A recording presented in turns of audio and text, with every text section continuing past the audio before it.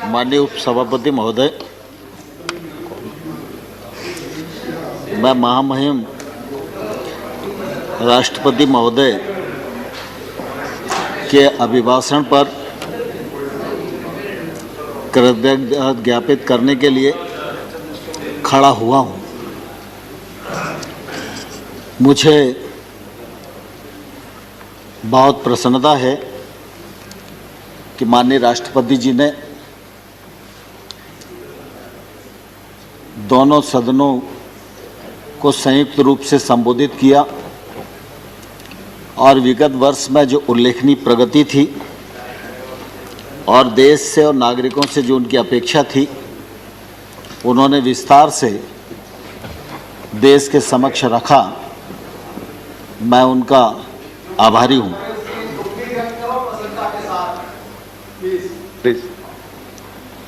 हम सब इस बात को भलीभांति जानते हैं कि 2020 हमारा कठिनाइयों का वर्ष रहा है। कोविड-19 का संकट आया, सारी गतिविधियों पर विराम लगा, अर्थव्यवस्था प्रभावित हुई, रोजगार प्रभावित हुए और परिस्थितियां ऐसी थी कि एकदम देश हतप्रभ था। लेकिन मुझे कहते हुए प्रसन्नता है कि हमारे देश का लोकतंत्र और हमारे देश के नागरिक दोनों इस देश की बड़ी ताकत हैं और इसी का यह परिणाम हम सब लोगों को ध्यान में आया कि जब लॉकडाउन 1 हुआ तो उस समय देश ने जिस प्रकार से अनुशासन का परिचय दिया, उसकी जितनी प्रशंसा की जाए उतनी कम ही है। हम सब इस बात को भलीभांति जानते हैं कि वह कालखंड ऐसा कालखंड था कि अगर महामारी का विस्तार होता तो शायद हमारे पास उतने साधन भी नहीं थे कि हम उसका मुकाबला कर पाते। चाहे वो पीपीई किट का मामला हो, चाहे मास्क का मामला हो, सैनिटाइजर का मामला हो, स्वास्थ्य व्यवस्थाओं का मामला हो। लेकिन प्रधानमंत्री नरेंद्र मोदी जी ने बहुत ही गंभीरता के साथ, साहस के साथ जो निर्णय किए और उन निर्णयों का जिस प्रकार से 100% पालन में राज्य सरकारों ने, नागरिकों ने भूमिका निभाई, वह निश्चित रूप से अविस्मरणीय है। इस दौरान बहुत सारे कोरोना वारियर उनका देहांत भी हुआ, बहुत सारे नागरिक भाई हमसे बिछड़ गए, कई संसद के साथी हमसे बिछड़ गए। निश्चित रूप से उसका भी दुख सारे देश को और हम सब लोगों को है। लेकिन ये भारत के लोकतंत्र और हमारी इन परंपराओं का ही परिणाम है कि प्रधानमंत्री जी के दृढ़ संकल्प और देश की ताकत दोनों ने मिलकर इस पूरी महामारी पर नियंत्रण प्राप्त करने की एक सफलतम कोशिश की। और आज हम ये कह सकते हैं कि इस प्रकार की जो महामारी है, इस महामारी से निपटने के लिए भारत पूर्ण रूपेण सक्षम है। एक पीपीई किट बनाना हमारे लिए मुश्किल होता था, आज हम पीपीई किट दूसरों को देने की स्थिति में आ गए हैं। जिला अस्पतालों तक में वेंटिलेटर की सुविधा हमारे यहाँ नहीं हुआ करती थी। यह सुविधा जिला स्तर के अस्पतालों से नीचे तक के जो हमारे छोटे अस्पताल हैं, वहाँ ऑक्सीजन की व्यवस्था, वेंटिलेटर की व्यवस्था पहुँच गई है और उसके कारण निश्चित रूप से इस पर नियंत्रण प्राप्त करने में हम लोग बहुत सफल हुए हैं। इसके लिए प्रधानमंत्री जी के इस कृतित्व की निश्चित रूप से मैं प्रशंसा करना चाहता हूं। आज जब इस वर्ष का बजट आया तो स्वाभाविक रूप से सरकार की तो ये कोशिश होती है कि वह सभी क्षेत्रों पर ध्यान दे, सभी वर्गों पर ध्यान दे, लेकिन वर्तमान जो परिस्थिति है उस परिस्थिति में स्वास्थ्य सुविधाओं पर ध्यान देना हम सबके लिए अत्यंत आवश्यक है। और मुझे कहते हुए प्रसन्नता है कि इस बजट में स्वास्थ्य सेवाओं की दृष्टि से 137% की जो वृद्धि की गई है वह निश्चित रूप से स्वागत योग्य है। आमतौर पर जब इस महामारी से हम लोग जूझ रहे थे उस समय ऐसा लग रहा था कि वैक्सीन हम पहले बनाएंगे या वैक्सीन दूसरे देश बनाएंगे और वो वैक्सीन हम सबको मिल पाएगी। लेकिन मैं आपके माध्यम से सभी लोगों को यह कहना चाहता हूँ कि हमारे देश के वैज्ञानिकों ने वैक्सीन बनाकर जो देश को देशी उपलब्ध कराई, इसके कारण निश्चित रूप से भारत की ताकत भी बढ़ी है, भारत की प्रतिष्ठा भी बढ़ी है और हमारे वैज्ञानिकों का सम्मान भी बढ़ा है। कोरोना के इस कालखंड में चाहे उस समय दवाइयों को देने का मामला हो और चाहे आज वैक्सीन को देने का मामला हो, भारत दूसरे देशों की भी मदद कर रहा है। यह हम सब भारतीयों के लिए निश्चित रूप से बहुत ही गर्व की बात है। हम सब इस बात को भली भांति जानते हैं कि प्रधानमंत्री नरेंद्र मोदी जी दूसरी बार बड़े बहुमत के साथ प्रधानमंत्री बने हैं। कई बार यह बात आती है हमारे प्रतिपक्ष के विद्वान वक्ताओं के मुंह से कि भाई आप तो ये कहते हैं कि सब मोदी जी की सरकार ने किया है और बाकी पिछली सरकारों ने कुछ भी नहीं किया। मैं इस मामले में ध्यान दिलाना चाहता हूं और यह कहना चाहता हूं कि इस प्रकार का आरोप लगाना उचित नहीं है। नरेंद्र मोदी जी ने सेंट्रल हॉल के अपने पहले भाषण में, जब उनको नेता पहले कार्यकाल में चुना जा रहा था तब भी, और 15 अगस्त के लाल किले से दिए जाने वाले उद्बोधन में भी उन्होंने यह कहा था जोर देकर कि मेरे पूर्व की जितनी सरकारें हैं उन सब सरकारों का योगदान देश के विकास में अपने अपने समय पर रहा है। और इसलिए इतनी बड़ी लोकतांत्रिक यात्रा और इतना बड़ा देश और उसकी प्रगति, उस मामले में ऐसा सोच न तो नरेंद्र मोदी जी का है और ना ही नरेंद्र मोदी जी की सरकार का है और ना आने वाले कल में रहेगा। लेकिन स्वाभाविक रूप से यह तो सच है कि जो काम नरेंद्र मोदी जी के कार्यकाल में होगा, जिस ऊर्जा से होगा, जिस गति से होगा, जिस पारदर्शिता से होगा, जिस दृढ़ संकल्प से होगा, तो उसका उल्लेख तो हम लोग भी करेंगे और आप भी हाउस में नहीं करोगे, लेकिन व्यक्तिगत बातचीत में तो आप सबको भी एहसास होगा ही कि ठीक हो रहा है। तो इसलिए इस प्रकार का सोच मुझे लगता है उपयुक्त नहीं है। प्रधानमंत्री नरेंद्र मोदी जी की सरकार गांव, गरीब और किसान के लिए पूरी तरह प्रतिबद्ध है और आने वाले कल में भी प्रतिबद्ध रहेगी। मैं गांव से ही अपनी बात को शुरू करना चाहता हूं। आपको ध्यान होगा जब 13वां फाइनेंस कमीशन आया था, उस समय फाइनेंस कमीशन की रिकमेंडेशन के अनुसार मंत्रिपरिषद जो तत्कालीन थी उसने मंजूर किया था कि देश की 2.5 लाख पंचायतों को 65,000 करोड़ रुपया 5 साल में मूलभूत की राशि उपलब्ध कराई जाएगी। मोदी जी की सरकार आई तो 14वें फाइनेंस कमीशन की रिपोर्ट आई। फाइनेंस कमीशन ने रिकमेंड किया कि पंचायतों को 2,292 करोड़ रुपया दिया जाना चाहिए। सरकार बनी थी, स्वाभाविक रूप से सरकार के मन में यह बात रहती कि पैसा अगर हमारे हाथ में रहेगा तो हम ज़्यादा कुछ योजनाएं बना सकेंगे, खर्च कर सकेंगे। लेकिन उस समय मोदी जी ने दोनों रिकमेंडेशन हूबहू स्वीकार की। एक तो ग्राम पंचायतों को 2,292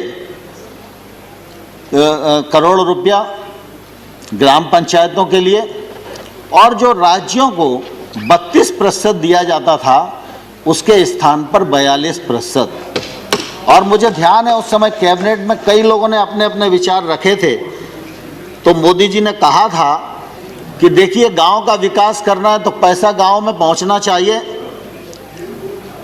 और केंद्र से ज़्यादा अच्छी पहचान राज्य अपने क्षेत्र की समस्याओं के लिए कर सकते हैं। वो समस्याओं के नज़दीक हैं, निराकरण उनके हाथ में है, और अगर पैसा उनके पास रहेगा तो वो अच्छी योजनाएं बना सकेंगे, और जब राज्य आगे बढ़ेंगे तभी देश आगे बढ़ेगा। इस भावना के अंतर्गत 32 से 42% पैसा उस समय देना स्वीकार किया था।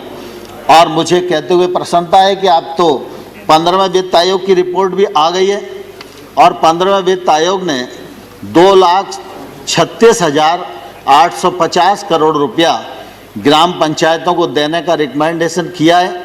उसको मंत्रिपरिषद ने स्वीकार कर लिया है। 70,000 करोड़ रुपया नगरीय और ग्रामीण क्षेत्र के निकायों के लिए, स्वास्थ्य के लिए देना उन्होंने रिकमेंड किया है। उसमें ग्रामीण निकाय के लिए 43,000 करोड़ रुपया लगभग है। तो ग्रामीण क्षेत्र में अब इन 5 सालों में ग्राम पंचायतों के माध्यम से 2,80,000 करोड़ रुपया व्यय होगा, जिसका परिणाम ग्रामीण विकास के रूप में आएगा। यह मैं आप सबके समक्ष इस समय कहना चाहता हूँ। दूसरा, माननीय सभापति महोदय, ग्रामीण क्षेत्र में हम सब जानते हैं, यहाँ बहुत सारे हमारे साथी बैठे हैं जो गांव में रहने वाले हैं, और गांव में चाहे आबादी के क्षेत्र में हमारा मकान बना हो, चाहे कोई भी संरचना हमने अपने रहने के लिए अपने खेत में बनाई हो, उसका मालिकाना हक किसी के पास नहीं होता था। जो खेती की ज़मीन है, हम उसके भूमि स्वामी होते थे, उस ज़मीन पर हम लोन ले सकते थे, उसको गिरवी रख सकते थे, उसका मालिकाना हक हमारे पास था। लेकिन अगर उस ज़मीन पर कोई बिल्डिंग बनी है, उसका हक और मालिकाना स्वतः किसी को भी प्राप्त नहीं था। मुझे कहते हुए प्रसन्नता है कि गत वर्ष पंचायती राज दिवस के अवसर पर हमने प्रधानमंत्री जी को अनुरोध किया और स्वामित्व नामक स्कीम प्रारंभ की, जिसको 6 राज्यों में हम लोगों ने पायलट किया, और लगभग 1,47,000 लोगों को अभी तक मालिकाना हक दिया जा चुका है। और मुझे कहते हुए प्रसन्नता है कि वित्त मंत्री जी ने इस बजट में इस स्कीम को 6 राज्यों के अतिरिक्त अब पूरे देश में प्रभावी कर दिया है, पैसा देना स्वीकार कर लिया है। अब गांव में रहने वाला भी कोई नागरिक जिसका अपना मकान मालिकाना हक का नहीं है, उसको इस योजना के अंतर्गत सर्वे करके राज्य सरकार को अवगत कराया जाएगा। राज्य सरकार उसको मालिकाना हक प्रदान करेगी। अब अगर उसकी ज़मीन से कोई सड़क निकल रही है और उसका मकान प्रभावित हो रहा है, तो शहर की भांति ही उसके मकान का भी आकलन होगा और उसको मुआवजा राशि उसी हिसाब से मिलेगी। अब यह मकान की जो संपत्ति है, ये संपत्ति बैंक में भी गिरवी रखी जा सकेगी। अगर कोई परिवार अपने बाल बच्चों को आगे काम शुरू कराना चाहता है, उसके लिए वो ऋण लेना चाहता है, तो यह संपत्ति उसके काम भी आएगी। यह एक बड़ी योजना भारत सरकार ने इस दौरान ग्रामीण क्षेत्र के लिए प्रारंभ की है।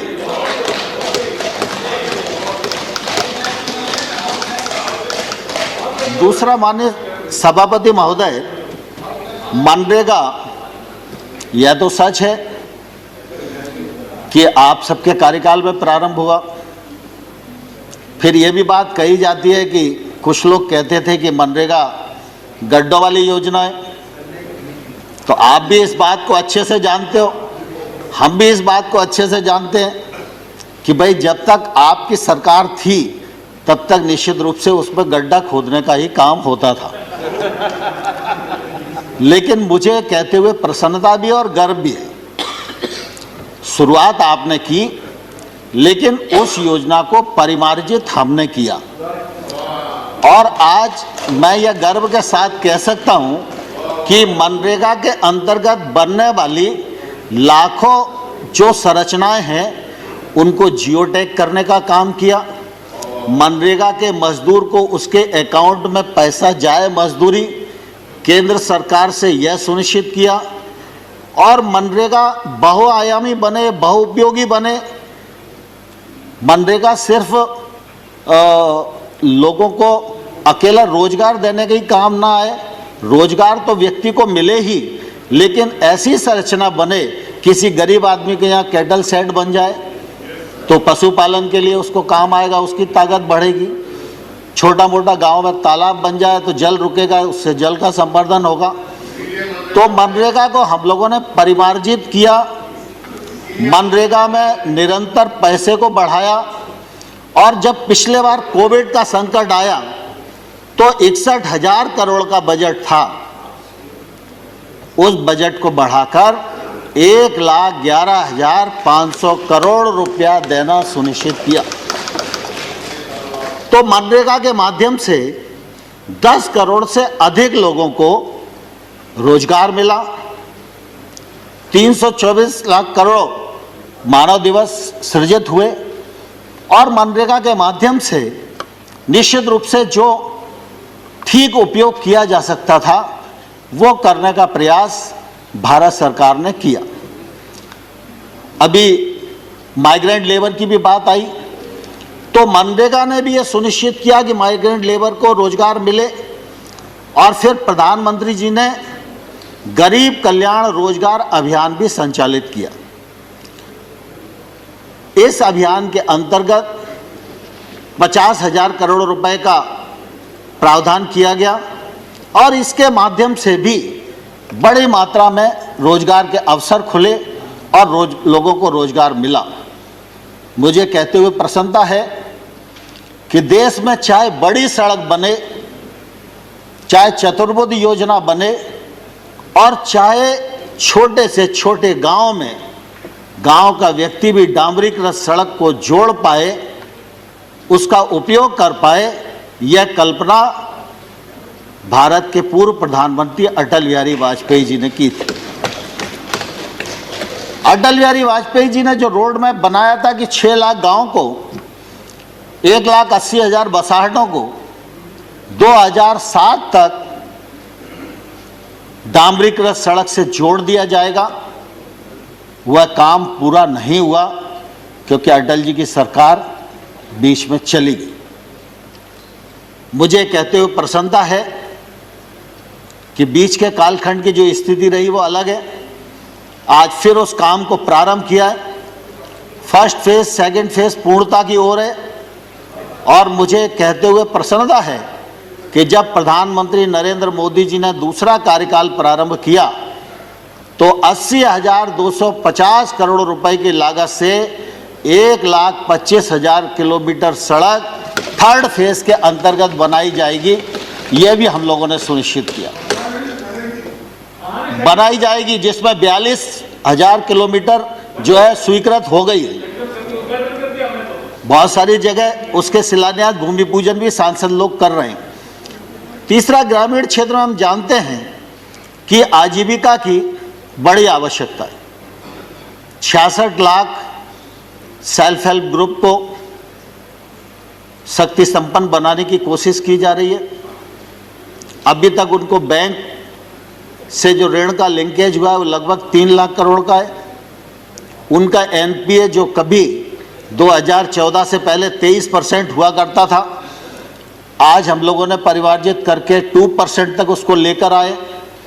और आप सब देखेंगे कि जब कोविड का संकट आया तो शहर में तो जागरूक थे, पढ़े लिखे लोग थे, लेकिन गांव में भी ग्राम पंचायत का सचिव, रोजगार सहायक, आशा वर्कर और सेल्फ हेल्प ग्रुप की महिलाओं ने कोविड प्रोटोकॉल का 100% पालन करने में अपनी भूमिका का निर्वाह किया। चाहे वो मास्क बनाने का मामला हो, सैनिटाइजर बनाने का मामला हो, उन सब ने देश के उस कालखंड के दौरान जो अपनी भूमिका थी उस भूमिका का निर्वाह करने की पूरी एक सफलतम कोशिश की है। मैं सदन के माध्यम से सेल्फ हेल्प ग्रुप की सभी बहनों को बधाई भी देना चाहता हूं। माननीय अध्यक्ष महोदय, माननीय सभापति महोदय, निश्चित रूप से ग्रामीण विकास के क्षेत्र में गरीब आदमी के जीवन स्तर में बदलाव आए, इस बात का सद प्रयत्न और संकल्प प्रधानमंत्री मोदी जी का रहा। मुझे कहते हुए प्रसन्नता है कि प्रधानमंत्री आवास योजना को दोबारा से परिमार्जित करके बनाया गया, आकार बढ़ाया गया, पैसा बढ़ाया गया। और सिर्फ इतना ही नहीं कि हम आवास दे रहे हैं, इसका कोई यश प्राप्त किया जाए। गांव में रहने वाले व्यक्ति का जीवन सुगम हो, उसका जीवन यशस्वी हो, वह सही प्रकार से अपने परिवार के साथ रह पाए, इसलिए उसको आवास भी दिया। 8 करोड़ उज्ज्वला योजना के अंतर्गत रसोई गैस भी उसको उपलब्ध कराया, हर घर में शौचालय की उपलब्धता कराई, सौभाग्य योजना के अंतर्गत उसको बिजली की उपलब्धता कराई, उस घर में रसोई की उपलब्धता कराई। और आज हम ये कह सकते हैं कि इन सब गरीब हितैषी योजनाओं के कारण गांव में निवास करने वाले व्यक्ति के जीवन स्तर में बदलाव आया है। यह निश्चित रूप से एक योजनाबद्ध आमूलचूल परिवर्तन है। और मैं ये मानता हूं कि सरकार कोई भी हो, लेकिन सरकार का धर्म यही है कि देश में रहने वाले गांव गरीब किसान के जीवन स्तर में बदलाव आए, गांव में अधोसंरचना विकसित हो और ग्रामीण क्षेत्र में निवास करने वाले व्यक्ति के जीवन स्तर में बदलाव आए, यह सुनिश्चित करने का हम लोगों ने प्रयत्न किया है। कृषि का क्षेत्र हम सब जानते हैं बहुत महत्वपूर्ण है। कृषि के क्षेत्र में उत्पादन बढ़े, उत्पादकता बढ़े, उनके बहुत आंकड़ों में मैं नहीं जाना चाहता, लेकिन लगातार इस दिशा में आशातीत वृद्धि हो रही है। प्रधानमंत्री जी ने लोगों को आह्वान किया, सरकारों को निर्देश दिया कि भाई एक कालखंड था जब हमारे पास खाद्यान्न का अभाव था, तब सरकारों ने विचार उत्पादन केंद्रित किया, लेकिन आज हम खाद्यान्न में आत्मनिर्भर हैं, तो हमको किसान के बारे में अगर विचार करना है तो आय केंद्रित विचार करना चाहिए। और इसलिए किसान की आमदनी दोगुनी हो तो उसमें पीएम किसान योजना के माध्यम से 6,000 रुपए का कंट्रीब्यूशन सरकार ने भी दिया। और आज हम ये कह सकते हैं कि 10 करोड़ 75 लाख किसानों को 1,15,000 करोड़ रुपया डीबीटी के माध्यम से उनके अकाउंट में भेजने का काम किया है। लेकिन साथ ही साथ जब किसान की आमदनी दोगुनी करना है तो एक तरफ से काम करेंगे तो नहीं चलेगा, किसान की उत्पादन भी बढ़ना चाहिए, उत्पादकता बढ़ना चाहिए। उत्पादकता के लिए टेक्नोलॉजी का उपयोग होना चाहिए, सिंचाई के साधन बढ़ने चाहिए, लोगों को सूक्ष्म सिंचाई की ओर जाना चाहिए, फर्टिलाइजर की बीज की उपलब्धता समय पर होनी चाहिए। जी, आपके माध्यम से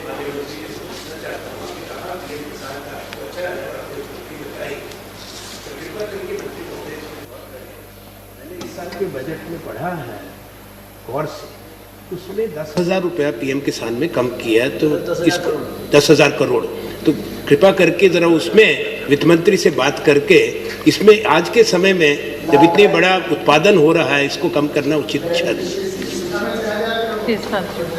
आनंद जी ने बिल्कुल वाजिब बात की ओर ध्यान दिलाया है, लेकिन मैं उनको स्पष्ट करना चाहता हूं कि जब पीएम किसान योजना का सृजन हुआ उस समय एक अनुमान लगाया गया कि देश में 14.5 करोड़ किसान होंगे।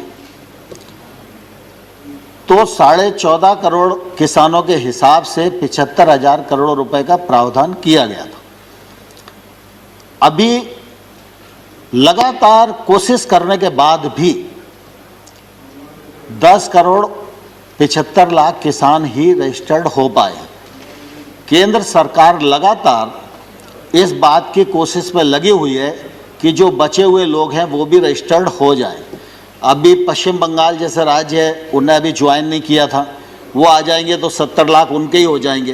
तो चूंकि आज की जो परिस्थिति है उस परिस्थिति में हमारा काम इसमें चल रहा था 65,000 करोड़ रुपए में, और इस समय जो आप तो वर्षों मंत्री रहे हैं तो आपको मालूम है कि जो बजट की व्यवस्था थी तो थोड़ी उसमें दिक्कत भी थी, तो इसलिए वहाँ 75 हटा के 10,000 कम किया है। लेकिन जिस प्रकार से आप देखते हैं कि हम मनरेगा में बजट 38,000 करोड़ का होता है, खर्च 49,000 करोड़ का होता है, तो अगले बार फिर 49 हो जाता है, फिर अगले बार जो खर्चा 59,000 करोड़ हो जाता है। इसी प्रकार से आज भी अगर हम देखेंगे 61 की जगह 1,11,000 करोड़ किया। जैसे रजिस्ट्रेशन बढ़ेगा, मैं आपके माध्यम से सदन को भी और किसानों को भी आश्वस्त करना चाहता हूं कि प्रधानमंत्री किसान सम्मान निधि योजना में पैसे की कोई कमी नहीं आने दी जाएगी। आप बिल्कुल बेफिक्र रहें। मंत्री महोदय, आपको कंक्लूड करने की ओर जाना पड़ेगा। जी ठीक है। Till he concludes and we will reduce it from our other speakers. ठीक है। दूसरा, माननीय सभापति जी, हम सब इस बात को भलीभांति जानते हैं कि यूरिया की किल्लत किसानी के समय हमेशा होती थी। आप भी नीम कोटिंग करना चाहते थे लेकिन उस समय नहीं हो पाया, लेकिन नीम कोटिंग किया, उसके कारण फर्टिलाइजर की उपलब्धता बढ़ी, सूक्ष्म सिंचाई की दृष्टि से रकबा बढ़ा। देश में 86% छोटा किसान है। छोटे किसान का रकबा छोटा है, उसके पास निवेश करने के लिए साधन नहीं है। अगर कोई रिस्क लेकर वो महंगी फसल की तरफ जाए तो मार्केट का लिंक उसके पास नहीं है, और वो 86% किसान वस्तुस्थिति है कि एमएसपी का भी लाभ नहीं उठा पाता है। और इसलिए सरकार ने ये कोशिश की कि हम 10,000 नए एफपीओ बनाएंगे, और 10,000 नए एफपीओ को हम 6,850 करोड़ रुपया खर्च करेंगे। 5 साल में उनको स्ट्रेंथन करेंगे। छोटे छोटे किसान 300 की 500 की संख्या में मिलकर एक एफपीओ के साथ जुड़ें तो उनका रकबा भी बढ़ेगा, उनका उत्पादन भी बढ़ेगा, वो टेक्नोलॉजी से भी जुड़ सकेंगे, और उनके उत्पादन का वॉल्यूम भी ज़्यादा होगा तो वो अपने उत्पादन का वाजिब मूल्य के लिए बार्गेनिंग भी कर सकेंगे। इसलिए एफपीओ का एक बड़ा संसार खड़ा करने का काम इस देश में हम लोग कृषि के क्षेत्र में आरंभ कर रहे हैं। आप सब ने यह भी ध्यान दिया होगा कि एक तरफ किसान को एमएसपी लागत पर 50% मुनाफा जोड़ के दिया जाना शुरू हुआ है, वहीं दूसरी तरफ अगर देखेंगे तो 1 लाख करोड़ रुपए का इंफ्रास्ट्रक्चर फंड भी खेती के क्षेत्र में आत्मनिर्भर पैकेज के अंतर्गत दिया गया। सिर्फ खेती के लिए नहीं, फिशरीज के लिए 20,000 करोड़ रुपया, एनिमल हस्बेंड्री के लिए 15,000 करोड़ रुपया, हर्बल खेती के लिए 4,000 करोड़ रुपया, फूड प्रोसेसिंग के लिए 10,000 करोड़ रुपया। ऐसे ये कोशिश की गई है कि खेती में जो निवेश की जरूरत है वह निवेश खेती तक पहुंचे। हम सब गांव के रहने वाले लोग हैं। आज वेयर हाउस या कोल्ड स्टोरेज कोई भी संरचना दिखाई देती है तो वो जिला स्थान या बड़ी मंडी के आसपास दिखाई देती है। कोई भी 80 किलोमीटर दूर रहने वाला किसान अपने उत्पादन को 80 किलोमीटर लेकर आके वेयर हाउस में रखे और 2 महीने तक वो फसल को रोके, ये उसकी हैसियत नहीं है। ये जितनी भी संरचनाएं बनी हैं, इन संरचनाओं का उपयोग किसानों के लिए नहीं हो पाता, क्योंकि लगभग ये संरचनाएं व्यापारियों के लिए है या सरकारी गोदाम। किसान वेयर हाउस का उपयोग कर सके, किसान कोल्ड स्टोरेज का उपयोग कर सके, इस दृष्टि से ये इंफ्रास्ट्रक्चर नीचे तक पहुंचे और इस गैप को भरा जा सके, और इसके माध्यम से सरकार पूरी कोशिश कर रही है कि किसानों के जीवन में बहुत अच्छा बदलाव आए। हम सब जानते हैं कि फल हो, तरकारी हो, ये कुछ फसलें ऐसी हैं जल्दी नष्ट हो जाती हैं और इनको उपयुक्त बाजार नहीं मिल पाता। कौन सोच सकता था कि रेल से फल और सब्जी जाना शुरू हो जाएगी। 100 किसान रेल प्रारंभ की गई हैं, जो एक तौर से चलता फिरता कोल्ड स्टोरेज है, रोज जा रही हैं, आ रही हैं, और किसान का जो उत्पादन है वो एक स्थान से दूसरे स्थान तक जाकर किसान को उचित मूल्य दिलाने में मदद कर रहा है। किसान उड़ान योजना के अंतर्गत आज त्रिपुरा का पाइनएप्पल दूसरे देशों में भी जाकर अच्छी कीमत प्राप्त कर रहा है, जिसका फायदा निश्चित रूप से किसान लोगों को हो रहा है। यह हम सब लोगों के लिए निश्चित रूप से प्रसन्नता की बात है। Honorable Minister, I just want to bring to your notice that your assigned time is over, but you can take time as per the other. पाँच मिनट में खत्म करता हूँ। दूसरा आम तौर पर हम जानते हैं कि किसान गांव में रहता है, गरीब है, तो किसान को बुढ़ापे में सहारा मिल जाए, इसलिए किसान पेंशन योजना, किसान मानधन योजना, जिसमें 21 लाख किसान जुड़ चुके हैं 60 वर्ष की आयु के बाद, उनको 3,000 रुपया मासिक पेंशन मिलेगी। यह सुविधा भी सरकार की तरफ से आरंभ की गई। आपदा के समय ये नियम रहता था कि 50% से अधिक अगर लोग आपदा से प्रभावित होंगे तो ही सरकारी मदद उन्हें मिलेगी। इसको घटाकर 33% किया। इसका भी फायदा निश्चित रूप से किसान को और किसानी को मिलने वाला है। अब मैं एक जिक्र करके अपनी बात को पूरा समाप्त करूंगा। सामान्य तौर पर 3 कृषि सुधार कानूनों की बात इस समय ज्वलंत मुद्दा है, लेकिन मैं धन्यवाद देना चाहूँगा प्रतिपक्ष के सभी मेंबर्स को भी। उन सब ने किसान आंदोलन पर भी चिंता की। किसान आंदोलन के लिए जो सरकार को कोसना आवश्यक था उसमें भी कोई कंजूसी नहीं की और कानूनों को काले कानून भी जोर देकर कहा। लेकिन मैं आजाद साहब और आने भाई आपको बताना चाहता हूं कि मैं किसान यूनियन से भी 2 महीने तक यही पूछता रहा कि कानून में काला क्या है, एक मुझे बताओ तो मैं उसको ठीक करने की कोशिश करूं। लेकिन मुझे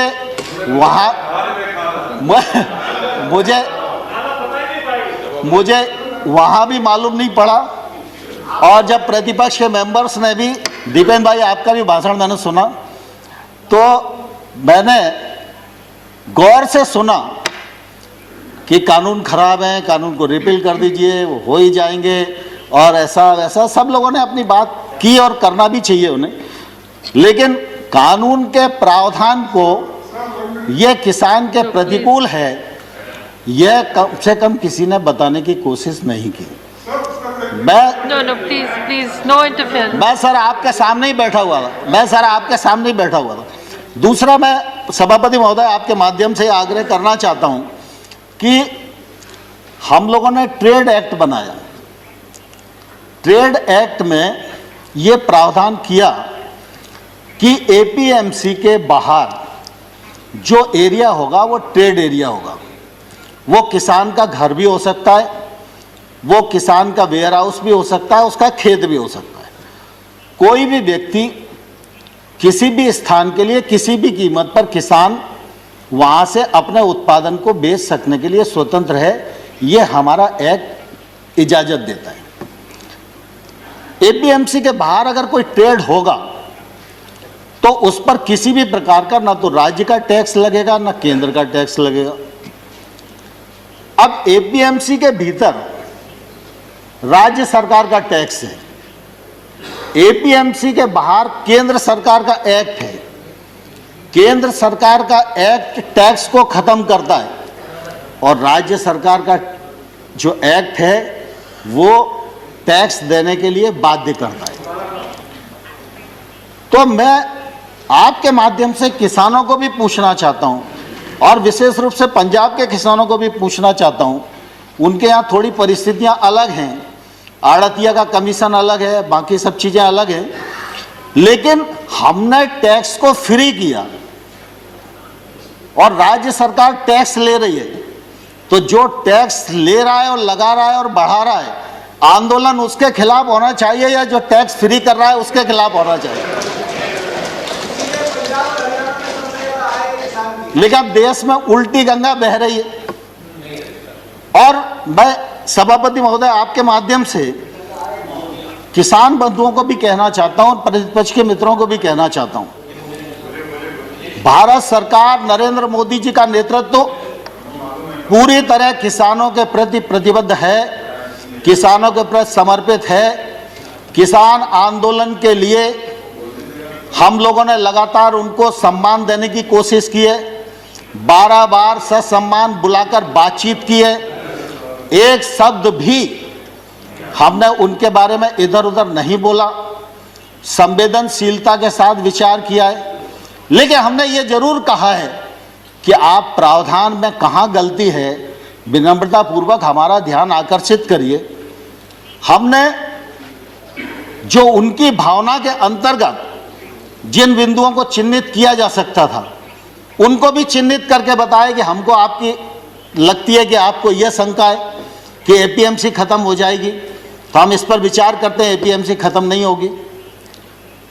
हमने एक के बाद एक उनको प्रस्ताव देने का भी प्रयत्न किया, लेकिन मैंने साथ में यह भी कहा कि अगर हम भारत सरकार किसी भी संशोधन के लिए तैयार है, इसके मायने ये नहीं लगाना चाहिए कि किसान कानून में कोई गलती है, लेकिन किसान आंदोलन पर है। पूरे एक राज्य में गलत फहमी का शिकार हैं लोग। एक ही राज्य का मसला है। Please don't interfere. Let him speak. Please don't. We are very short on time. सभापति महोदय, किसानों को इस बात के लिए बरगलाया गया है कि ये कानून आपकी जमीन को ले जाएंगे। मैं कहता हूं कॉन्ट्रैक्ट फार्मिंग के एक्ट में कोई एक प्रावधान बताए, कोई एक प्रावधान बताए। खड़गे जी, खड़गे जी दुनिया जानती है, खड़गे जी दुनिया जानती है, पानी से खेती होती है, खून से खेती सिर्फ कांग्रेस ही कर सकती है, भारतीय जनता पार्टी खून से खेती नहीं कर सकती। और इसलिए मैं सभापति महोदय आपके माध्यम से कहना चाहता हूं, कॉन्ट्रैक्ट फार्मिंग एक्ट का कौन सा प्रावधान है जो प्रावधान किसी भी व्यापारी को उस किसान की जमीन छीनने की इजाजत देता है? लेकिन लोगों को भड़काया जा रहा है, जमीन चली जाएगी।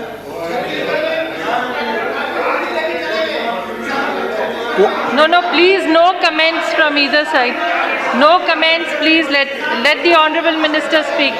जहां पर भी एक्ट में अगर कॉन्ट्रैक्ट फार्मिंग का प्रावधान किया है, कॉन्ट्रैक्ट मूल्य का प्रावधान किया है, कॉन्ट्रैक्ट मूल्य से फसल का मूल्य बढ़ेगा सीजन पर तो उसका बोनस के रूप में हिस्सा किसान को मिलेगा, ये प्रावधान किया गया है। और किसान इस एक्ट से कभी भी बाहर हो सकता है, व्यापारी कभी भी बिना पैसे दिए इस एक्ट से बाहर नहीं हो सकता। और मैं सभापति महोदय आपके माध्यम से कहना चाहता हूं, पंजाब सरकार का कॉन्ट्रैक्ट फार्मिंग एक्ट उठाइए, हरियाणा सरकार का कॉन्ट्रैक्ट फार्मिंग एक्ट उठाइए।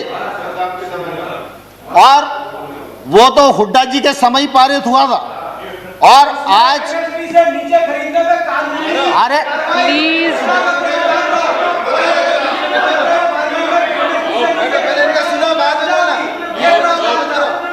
excuse me, please, he is not yielding. He is not yielding, so please. Dipendra भाई दीपेंद्र भाई दीपेंद्र भाई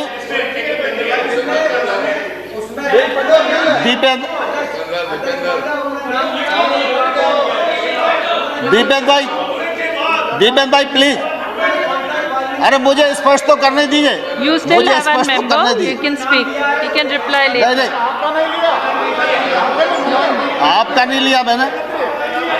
माननीय सभापति महोदय, मैं स्पष्ट करना चाहता हूं कि इन राज्यों के अभी लगभग 20-22 राज्य ऐसे हैं जिसमें कॉन्ट्रैक्ट फार्मिंग ने के लिए नया एक्ट बनाया है या उन्होंने एपीएमसी में शामिल किया है।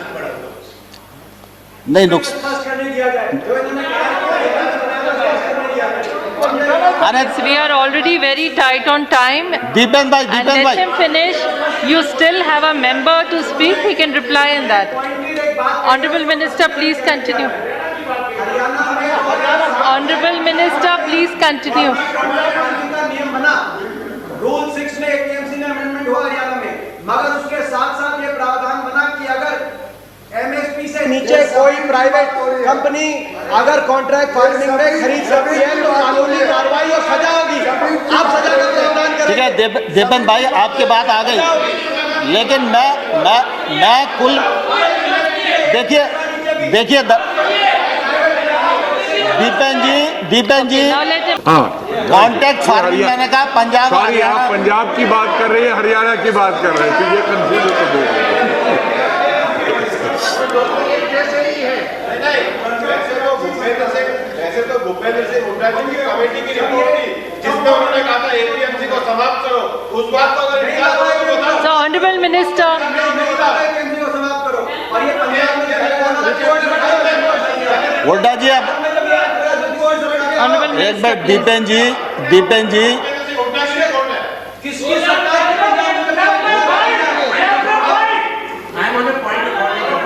Yes, yes, sir. When any reference has to be made to a person और state or a state Under which and the individual rule? person Under which rule is are not you present putting up here. the point of order? and about a report Sarbaji, under which which, is neither an official report nor a government report. So those under which references must be- rule, Sharma ji, are you making the point of order? Deependra ji Hasn't given the Deependra ji rule. Please Deependra ji please Honorable Minister, please sit, let him speak. देखिए ये Honorable Contract member, Farming Act honorable member. और ये trade act ये सब हुड्डा जी की recommendation के कारण आए। कान खोलकर सुन लो, ये हुड्डा कमेटी की रिपोर्ट के कारण आए। और अब जब दोबारा से कृषि पर बहस हो, जब कृषि पर बहस हो तब आप पढ़ के आना और बहस करना, मैं जवाब Under दूंगा which आपको। rule, sir? Bhupendra Yadav ji has a point of order. Please say under Bhupendra which ji. rule and. Madam माननीय सभापति महोदय, Bhupendra Rule Yadav ji. 238, Yeah. Rule 9 shall not obstruct proceeding, his or interrupt and avoid making running commentaries with speeches are being made in the council. उनको जरा restrict करिए। Now, honorable members, please realize we are very short on time. And नहीं, let the सभापति महोदय, honorable बस मैं minister 2 minute finish में his समाप्त speech. कर रहा हूं। You still have one member who can speak, so they can respond to what honorable minister is saying. So, माननीय honorable सभापति minister, ji, please don't give a माननीय chance सभापति and ji, complete it. मैं आपके माध्यम से सदन को बताना चाहता हूं, खरीद में ट्रांसपेरेंसी आए, ई ट्रांजैक्शन बढ़े, किसान को वाजिब दाम मिले, इलेक्ट्रॉनिक ट्रेड बढ़े, इसके लिए 1000 मंडियों को इनाम मंडी के रूप में परिवर्तित किया और 1000 और अब कर देंगे, बजट में प्रावधान हो गया। इसी प्रकार से लगातार हमने कोशिश की है कि कृषक की आमदनी दोगुनी हो और किसानी का योगदान देश के जीडीपी में तीव्र गति से बढ़े। ये जो कृषि सुधार बिल हैं, ये बिल भी इसी दिशा में एक महत्वपूर्ण कदम हैं। मैं आपके माध्यम से सारे सदन को भी और सारे किसान भाइयों को भी ये कहना चाहता हूं कि प्रधानमंत्री नरेंद्र मोदी जी किसानों के लिए समर्पित हैं और रहेंगे। नरेंद्र मोदी जी ने कृषि सुधार बिल जो लेकर आए हैं वो किसान के जीवन में क्रांतिकारी परिवर्तन लाने वाले हैं, किसान की आमदनी बढ़ाने वाले हैं और देश आगे बढ़े, गांव आगे बढ़े, किसान आगे बढ़े और देश का इकबाल पूरी दुनिया में बुलंद हो, इस उद्देश्य के साथ मोदी सरकार इस देश में काम कर रही है। माननीय सभापति महोदय, बहुत बहुत धन्यवाद। धन्यवाद so much.